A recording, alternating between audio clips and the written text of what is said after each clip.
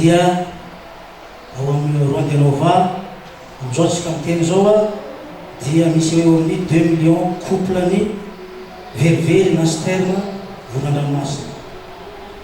Tsy lavitsy eto amintsika ao Seychelles dia efa mitrandraka an'io resaka vonan-dranomasina io misy nosy anankiray ao dia misy fikamanana mikarakara vonan-dranomasina ompina le izy zany hoe arovana efa tonga ny fotoana mampanantody an'le vorona dia ny antsasany amin'ny atody dia ramasena atao mise en boîte dia hoentina amin'ny supermarché.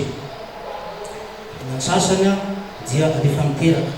Ny vonan-dranomasina io dia mahavita manatody anatin'ny 20 jours zany hoe ramasena izy androany dia mandatsika izy rapitso ramasena izy androany dia mandatsika hoan'izay olona avy any fatradiako dia efa netanjany tokony verivery teo zay misy abazary mampiditra mpizahatany be dia be Seychelles io nosy io sady mijery ny vorona no ny fikambana zay mitrandraka ny atody koa dia mampiditra vola ho an'ny firenena Seychellois sy ny ho an'ny fikambana.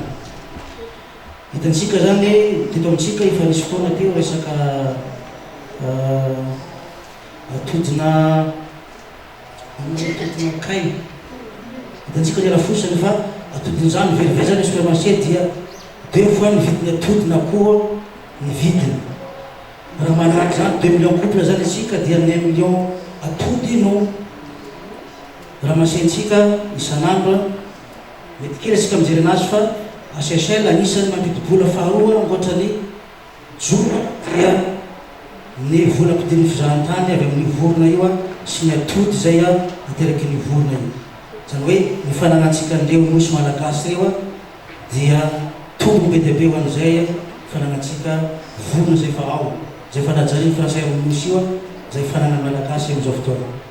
Ny faharoa dia fanontaniana ho antsika rehetrarehetra mety amin'ny mpitarika eto dia tia fantatra zahay hoe ohatrany ahoana ny fifandraisan'ny mpanjono malagasy taloha reo nosy reo. Efa misy malagasy mipetraka vetany nanjono sa tadia mpanjono sendra mandalo no telefantatra ny tena fifandraisan'ny malagasy tamin'ireo nosy reo amin'ny mpanjono manodidina ny Madagasikara. Dia fotranao Andriamatoa Etienne Bemanaja.